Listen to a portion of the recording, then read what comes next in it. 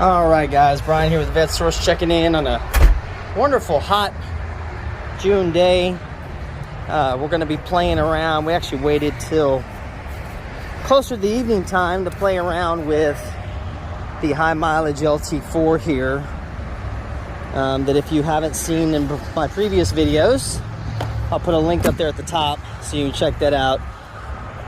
So the last couple weeks, what I've been doing is kind of driving the car around a little bit to check and see faults, potential areas that may be problematic as I kind of get it ready for to use as a semi-daily beater now that I can't get the key out of the ignition. Of course not. There we go. So anyway, what we're going to do today is we're going to tinker with or eliminate our service engine soon light, which has been present on the car since we bought it. So with that being said, it gives me actually a good opportunity. Now I know, of course, what the problem is with it. It's actually the oxygen sensor.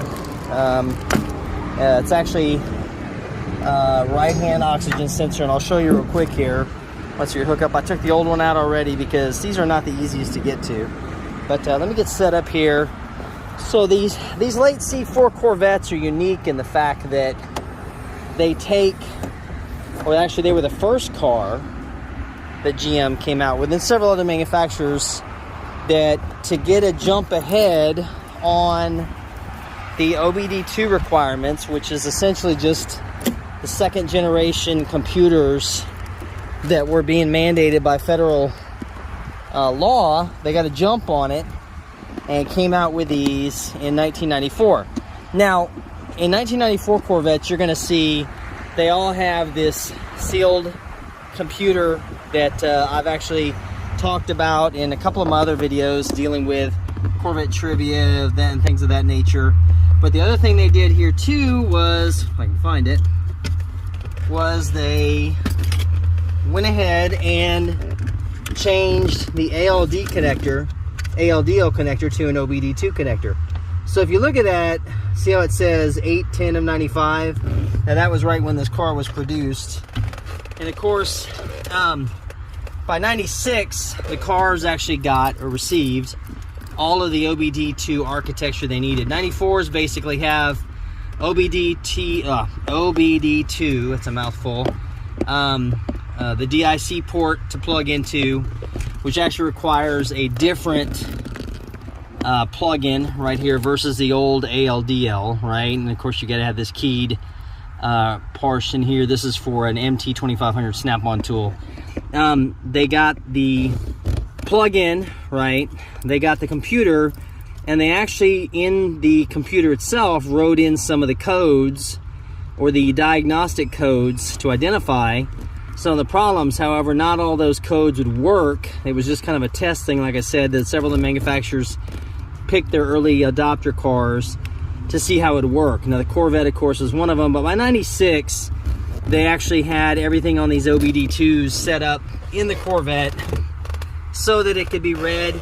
And, you know, the biggest difference, really, we've talked about it before, I have in a few of the other videos, is that with the computer-controlled cars, what you got was the first generation from the 80s versus the later cars was a faster processing speed, right? The code was actually much more complex. The code that actually determined the pathways for electricity. If you look at a computerized system on a car, essentially what it is a pathway for telling the electricity to go do this, go do that. This is what we want you to do. So the OBDII architecture was much more, what's the word I'm looking for, complex, in that it actually told you more, gave you more information about what was going on with the cars. This is a 5-in, and this is an automatic transmission. I'm actually going through setting up this parameters.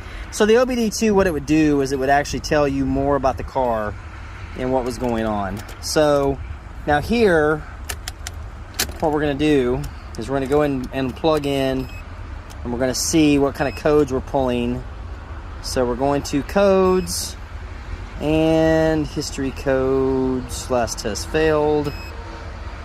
And we've got P151, which is our O2 signal low bank, bank 2 sensor 1.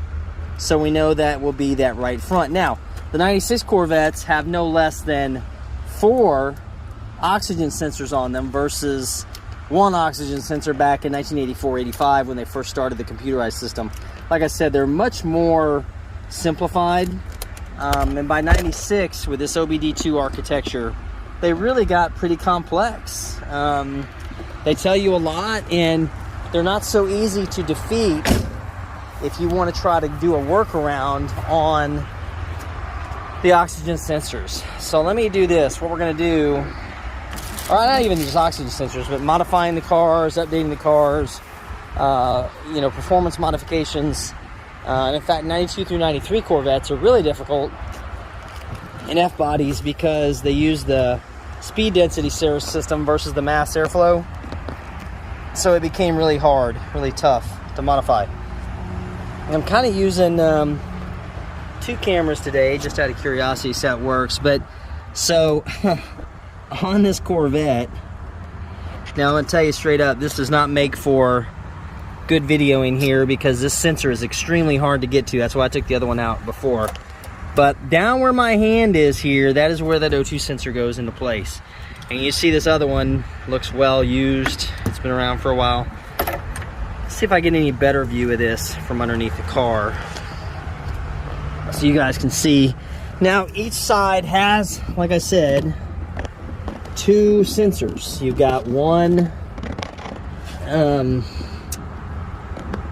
pre-stream and one downstream. So I really can't get a really good view of this from here, but trust me when I tell you, right where my finger's at here, let's see if I can get this. My finger's right there. That's where the O2 sensor screws in. The other one on this car goes in back here. It's a little bit further. It's back in here underneath the heat shield. And it's just as equally aggravating to get to. And the driver's side is the same. So these are not really good O2 sensors to kind of show installation techniques. What I'm probably going to do for now is I'm going to leave this up here so you guys can kind of see where I'm at, and just to show you that yes, you can actually put these on while the car is sitting here in the driveway. I don't even know if I'm going to be able to get a good enough representation. We'll see while I'm working my way through it. So this would be the last little problem area we got. Really the only problem area we had on the car as far as check engine codes and things of that nature went, to get it back up to speed. So the one thing too about an OBDII system is that you cannot kind of get around it. So what a lot of people will do is they'll go in, they'll turn off, they'll disconnect the battery on their car, they'll reset everything, and then they take it over to get it inspected, and inevitably it never works. And the reason why it doesn't work is because the OBDII system is smart enough to where it needs to have a drive cycle, a certain amount of miles driven on it before it will give you any information or actually turn on the readiness monitors, or what they're called. So it becomes a challenge, just like I'm having trouble with this. So I may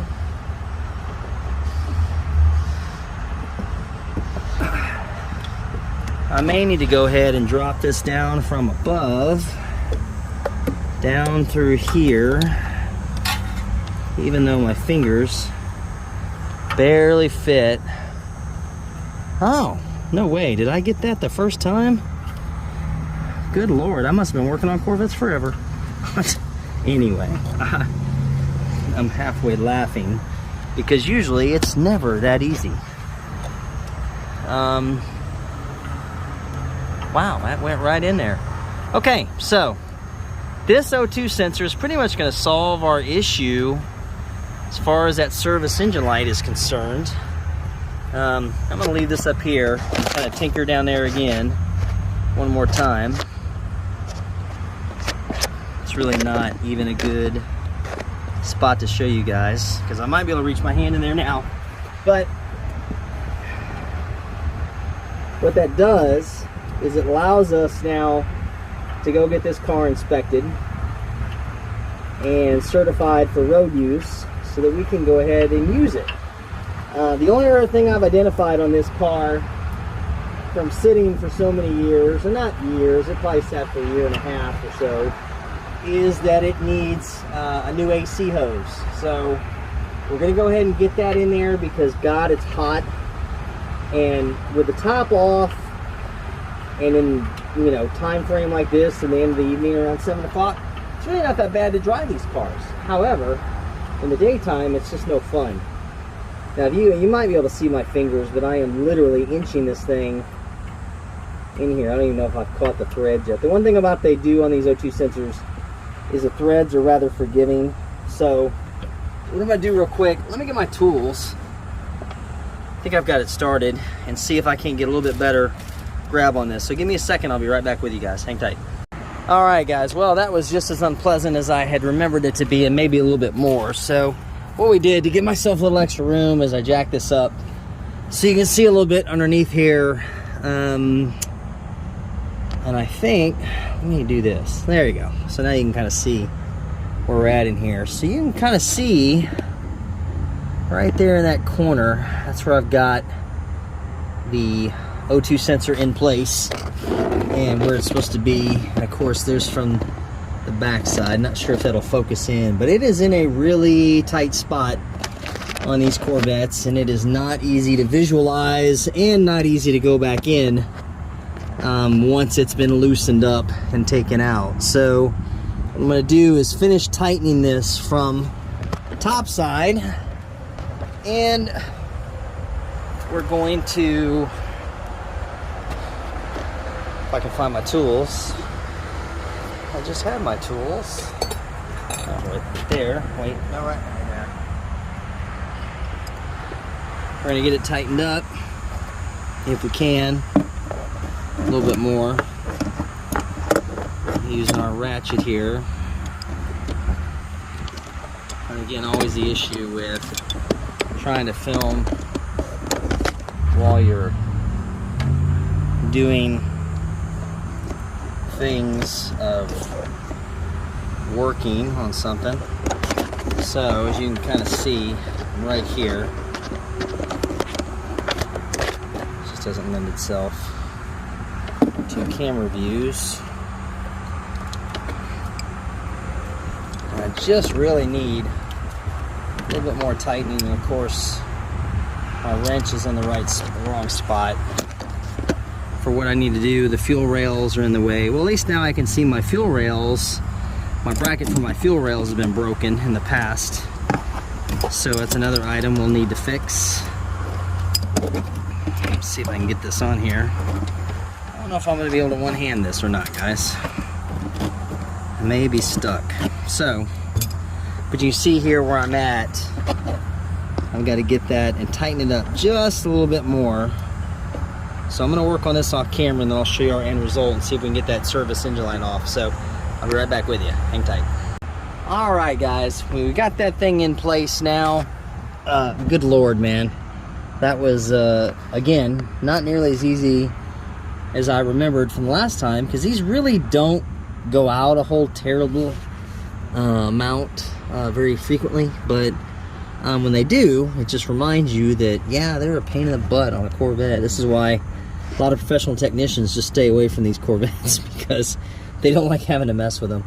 So anyway, I'm doing this kind of as much as for me as for you, because I want to see what's underneath here, and I'm actually missing, that wire is not going where it's supposed to. It's kind of tucked up there next to my heat shield for my NOx sensor, and I need to look in here later on, but I'm losing my daylight. So I'm going to finish up here. There's our motor mount right there, our fancy hydraulic motor mount. Of course, exhaust system. But yeah, these really expensive. These are actually quite high dollar catalytic converters on these Corvettes. They're not cheap. Thank God they're hard to get to because guys try to steal them, of course. Stealing catalytic converters is a thing right now. And you can see, of course, this Corvette has 2 cats right here. Like I said, 2 O2 sensors pre-stream, 2 O2 sensors downstream.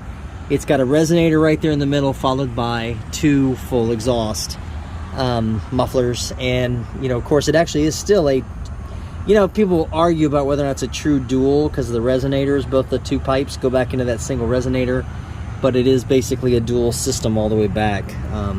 And even though these C4s are wickedly quiet, they're quite fast. And so I think I'm gonna wrap this up, man. This, guys, honestly, I probably shouldn't have tried to make a video of this because this was a little bit more work than what I wanted to do. Actually, no, I take that back. What I'm gonna do is let's crank it up and see if our code will go away.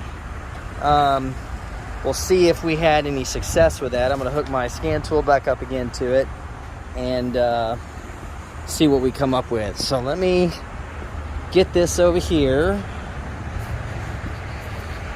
Still got our system hooked up. Let me get it fired up. See if we've got a service engine light. Okay.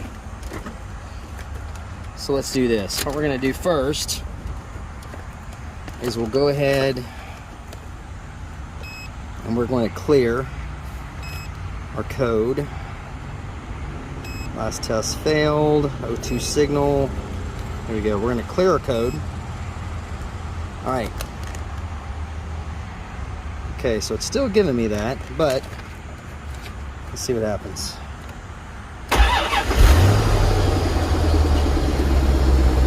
So I do not have a service engine light on the dash, which is good. Let me make sure I'm out of gear here, which is really good.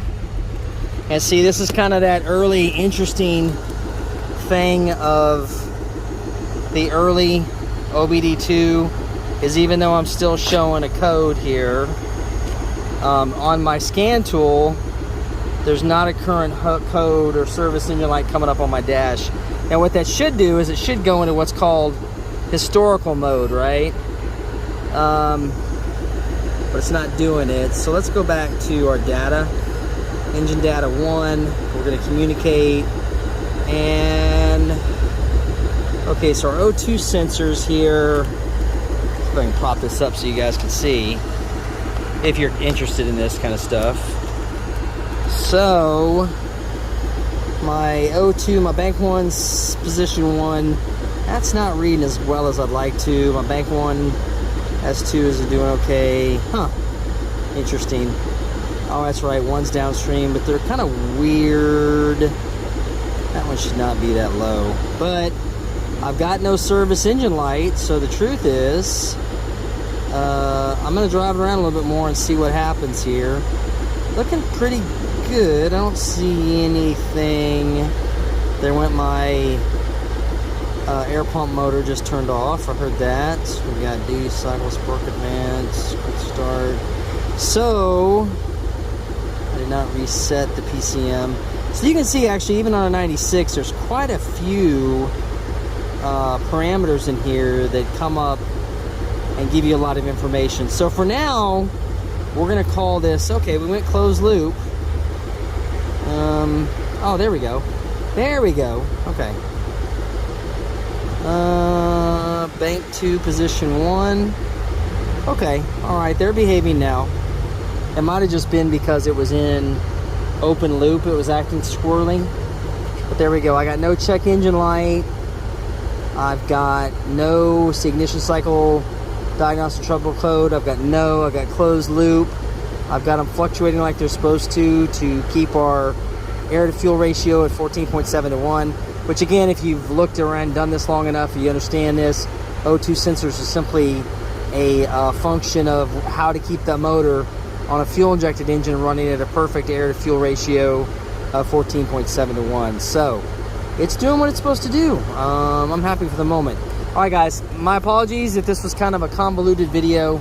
I kind of set out to make this so you guys could see some of the process and explain the OBDII, but I'll be back next video. I think I'm going to show you guys how to change the fog light on these things, which is not as easy as you might think. And then we're going to go and do our comparison test on another day when it's super hot outside for what temperature coolant we're supposed to be running on these C4s. So I'll be back in a few days and we'll see you guys then. Talk to you then. Thanks for watching.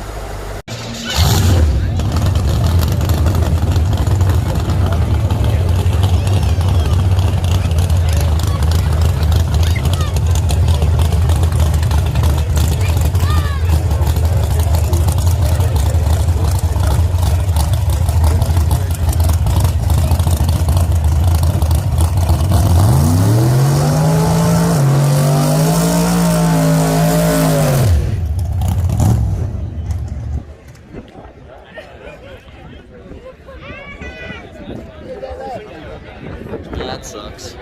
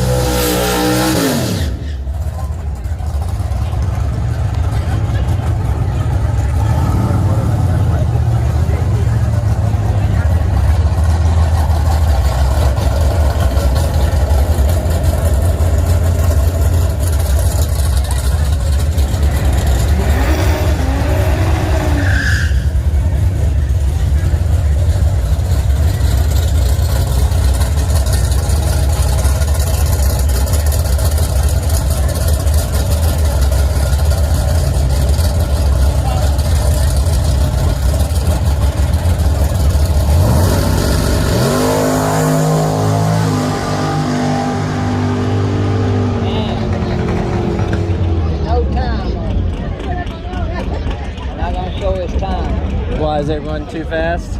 No,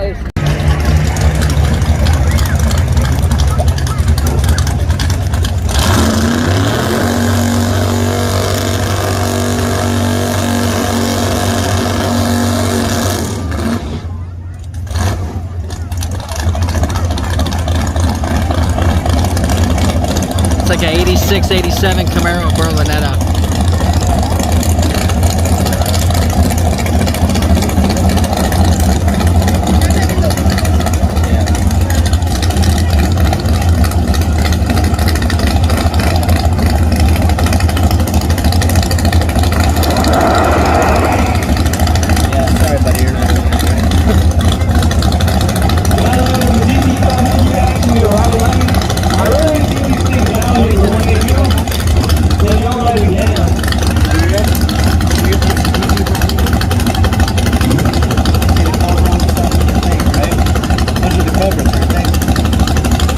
Yeah, I'm pretty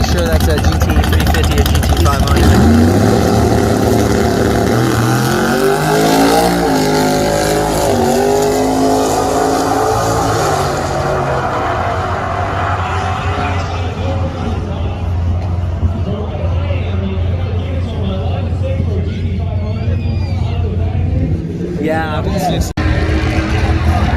Camaro's fast though.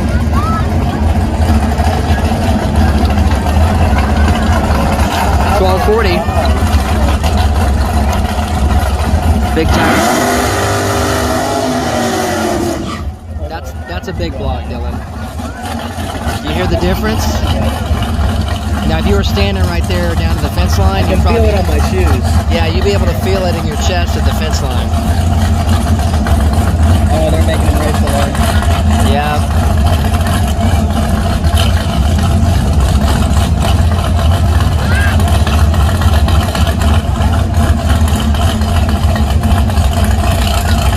Big tire Nova, probably a big block.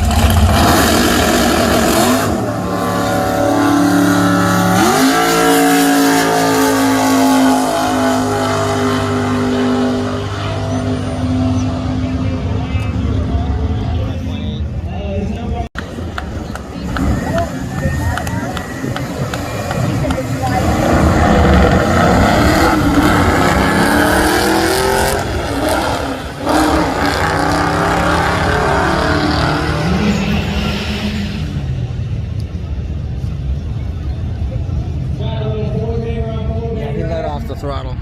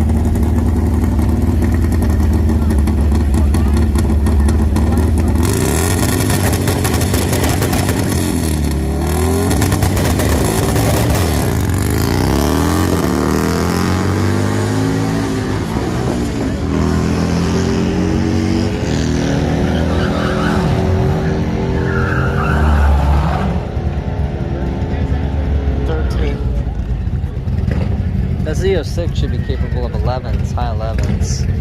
If the guy knows what he's doing, yeah. Depends on the driver. You should be able to make 10 though, right? Maybe sometimes, but... You think it's that close?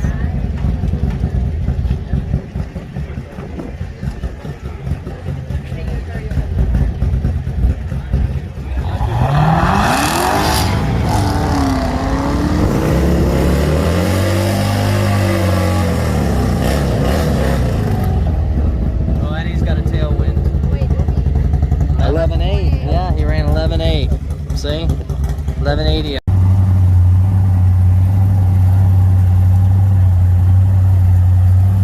Oh, look, it's one of these two that you're looking at. Yeah, that's right.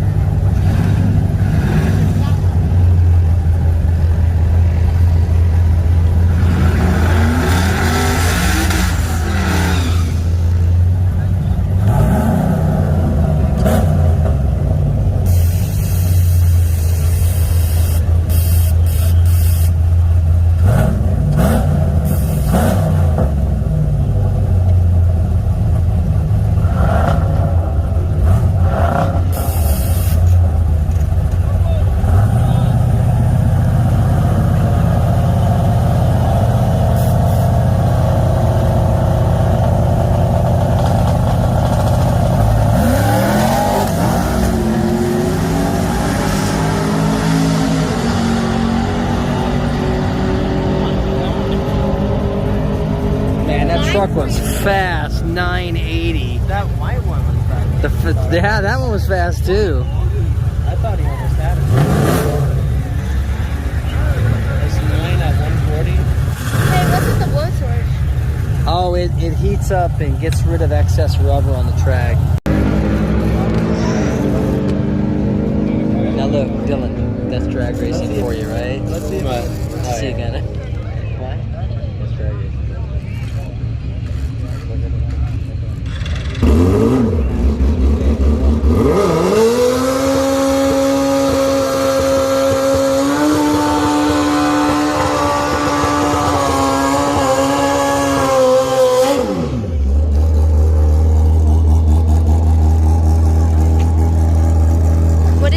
drag race